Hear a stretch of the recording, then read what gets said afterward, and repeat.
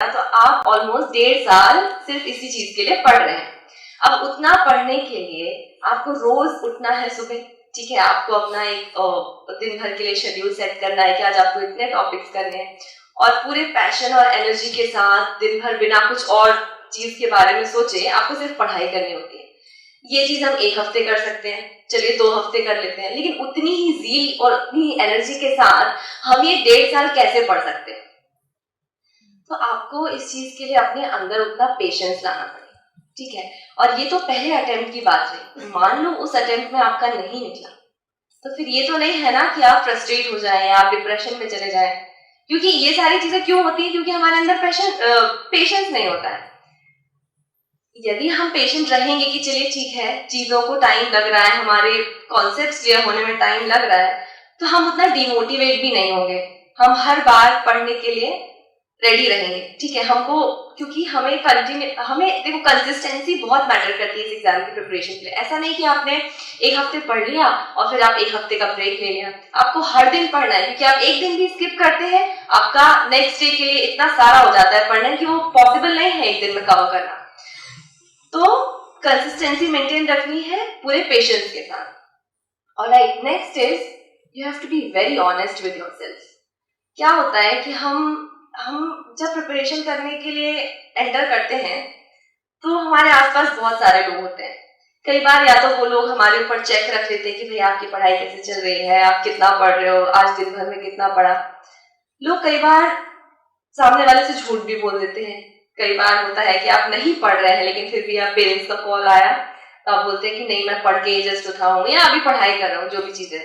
क्योंकि हमें लगता है कि सामने वाले को ये नहीं पता चलना चाहिए कि हम इस एग्जाम के लिए तैयारी तो कर रहे हैं लेकिन हम एक्चुअली अभी नहीं पढ़ रहे।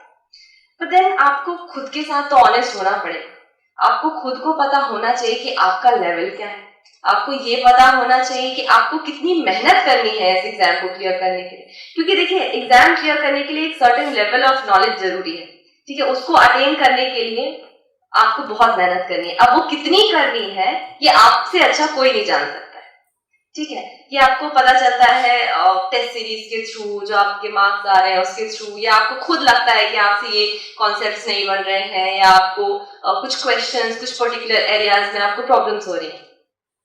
तो यदि आप खुद के साथ ऑनेस्ट नहीं होंगे, यदि आप खुद को ही बढ़ाते चढ़ाते रहेंगे प्रिपरेशन के दौरान, नहीं यार मेरा तो सब अच्छा चल रहा है, ठीक है कर लूंगा, ऐसे नहीं होता है।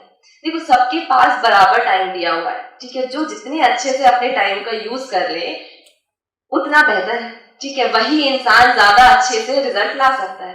अब वो टाइम यूज करना, वो इंसान जब खुद ही नहीं समझ पा रहा है कि मेरी प्रिपरेशन का लेवल क्या है तो वो टाइम कैसे यूटिलाइज करेगा अपना, ठीक है, वो खुद टाइम वेस्ट कर रहा है। तो बी ऑनेस्ट विद योरसेल्फ। अपने पेरेंट्स के साथ भी ऑनेस्ट रहिए। यदि आपकी पढ़ाई नहीं हो रही है, कुछ इश्यूज है, मेंटल ब्लॉक हो रहा है, या आपको कुछ चीजें परेशान कर रही है तो शेयर विद देम, ठीक है, लेकिन कभी भी अपने बारे में गलत फहमियां मत पालिए, ठीक है। यदि आपसे नहीं हो रहा है, आप किसी एरिया में वीक है तो उसमें कुछ बुराई नहीं है, आप जाइए अपने टीचर्स के पास जाइए, अपने फ्रेंड्स सीनियर्स जो भी हो जिनसे आप गाइडेंस ले रहे हैं उनसे जाइए, उनसे बात कीजिए, उनसे चीजें समझिए, बस ऑनेस्ट रहिए अपनी प्रिपरेशन। और सबसे बड़ा एट्रीब्यूट जो चाहिए है इस प्रिपरेशन के लिए, इस एग्जाम को क्लियर करने के लिए, वो है आपके अंदर हार्ड वर्क करने की कितनी क्षमता है। इस एग्जाम में सबसे ज्यादा जो जरूरी है वो है आपका हार्ड वर्क। आपने ठीक है, आपने स्ट्रेटजी बना ली, आपकी स्ट्रेटजी अच्छी है, आपने अपना शेड्यूल बना लिया, ठीक है, लेकिन आप यदि मेहनत ही नहीं कर रहे हैं तो कुछ नहीं होगा।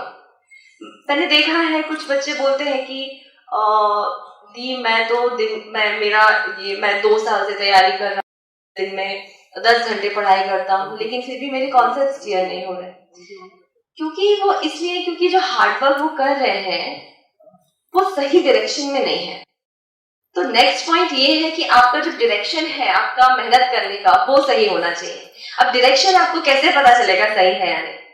वो आपको ज्यादा से ज्यादा आप जब टेस्ट सीरीज देंगे, ठीक है, उसमें आप किस तरह से परफॉर्म कर रहे हैं। टेस्ट सीरीज के मार्क्स उतने मैटर नहीं करते जितना ये मैटर करता है कि आपने कौन सा क्वेश्चन किस तरह से सॉल्व करने की कोशिश करी है। आपने जो टॉपिक पढ़ा है, यदि उस पर क्वेश्चन आया है आपसे, वो बना है या नहीं बना है। भले ही आपको वो टॉपिक के बारे में सारा पता हो, लेकिन क्या आप उस पर कोई क्वेश्चन सॉल्व कर पाए। तो ये सारी चीजें आपका डायरेक्शन